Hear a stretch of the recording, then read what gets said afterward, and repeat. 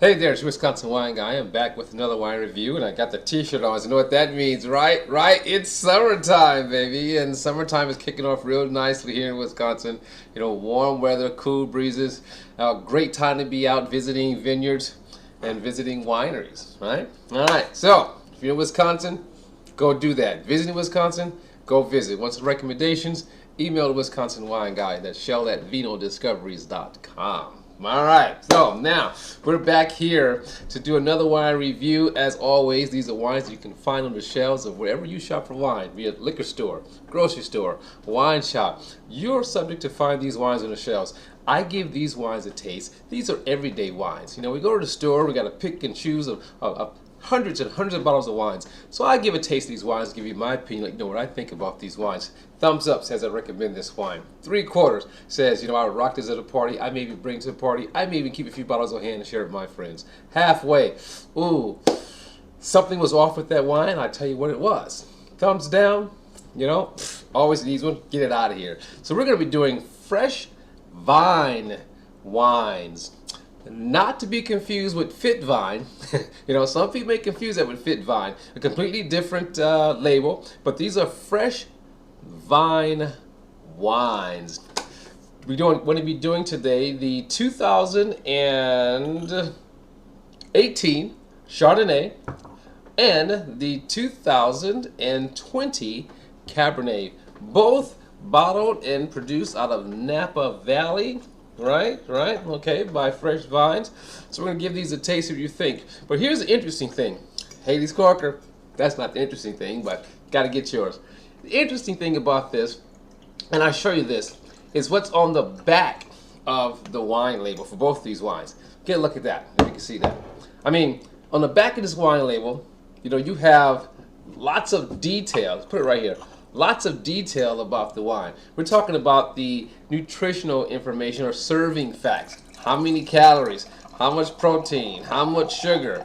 You know, I'm starting to think that that's actually a cool thing to have, you know, because it seems to be people are always asking me that question. So how many calories is in this wine? Or how much sugar or how much carbs is in that wine? You know, so here it is right on the back of their bottles because that's their MO. That's what they want to do. They want to give you information, be transparent, be upfront as much as they can with the wines, you know, and how they're made, what's in them, etc. So here, for example, the Cabernet serving facts for a 5-ounce pour is calories 103, carbs 3.9, fat 0 grams, protein 0 grams. I mean, you know, it may mean something to some people and it may mean nothing to others. To me, I'm like this. If I'm indulging in drinking wine, I'm not going to be thinking about the calories and the fats and the grams. Sugar, maybe. But anything else, no, I'm not concerned myself with that. So let's get to why we're here. The alcohol on the Chardonnay is coming in at 13%. Alcohol on the Cabernet is coming in at 13.5%. All right, let's move this over here. Use my white background here. A nice yellow, I want to say straw yellow, sunshine yellow, like the gleaming of the sunshine, you know, yellow coming in on the Chardonnay, you know, very clear, this Chardonnay. I mean, like very clear, very well fined, you know, and filtered on that Chardonnay. Your Cabernet, all right? Now, I couldn't find a lot of information on these wines on their website, you know, so we can only assume that it's all Cabernet, you know, and the Cabernet, but here's the Cabernet, get that background. This is kind of like a lighter type of Cabernet, more garnet, you know, Cabernet. You can almost see through it, you know, even in the middle of my bowl, you can almost see straight through it. So this is again, another probably heavily filtered, heavily fined type wine. Now, here's my take on that. I'm hoping that it doesn't take away from the substance of the wine, okay? You can only go so far when you start stripping so much out of the wine, all right? You don't get much texture or substance. So let's give these a rinse. We're tasting for acidity first on both of these wines. Okay. Ooh, wow.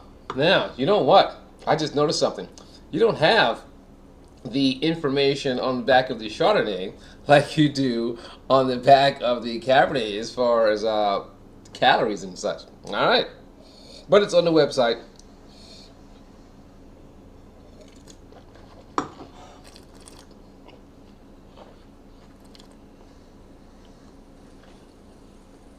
Okay, acidity, nice, not crazy, but very mellow in between, in the middle. Mouth watering, very nice. Now for the Cabernet.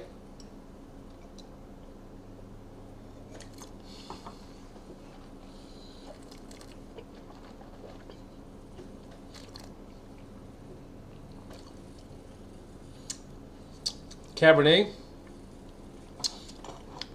soft to medium tannins. Decent acidity. I mean, about the same in acidity as both of these go. On the nose, though, we're getting on the Chardonnay. Wow. I can't really say citrus. I mean, it has like this, like a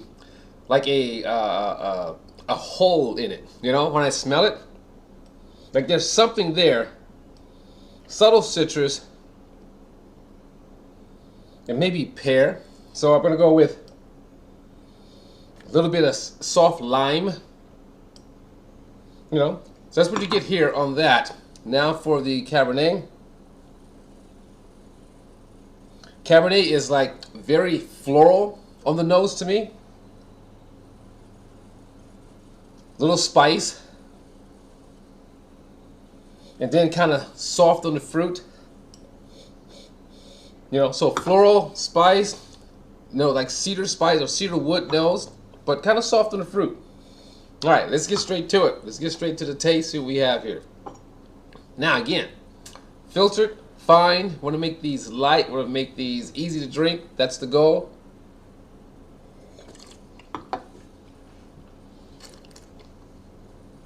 Okay, now, for the Chardonnay, for me, it has good flavor, you know, a little bitter in the finish.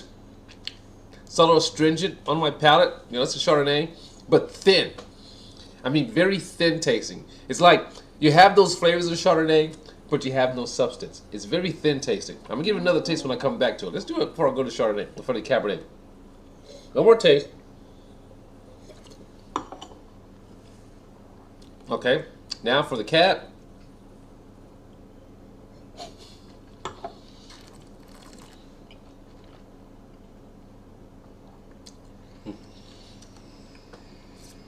Now the Cab, again, also light, kind of woody tasting. I mean, not like woody as in toasted, but woody as in wood tasting, like that. You get that astringency, like if you chewed a toothpick. You know, again, light. You know, doesn't have a lot of substance to it. You know, that's what they were going for. Now that nose really matches that taste. You know, just like pretty much woody, like maybe use like chips or something in here. I mean, it's pretty one-dimensional to me. I'm gonna go back to the chart. Okay, this is gonna be an easy one for me, anyway. I'm gonna go thumbs down on both of these, and I'll tell you why I'm gonna go thumbs down. I mean, even though the Chardonnay has, you know, characteristics, you know, of being barrel aged, you know, and a little toastiness, you know, but it's kind of thin. It's very thin tasting. You know, like it's missing some of its substance, its middle, its personality. So it's missing a lot of that. Kind of bitter, you know, for me on the finish.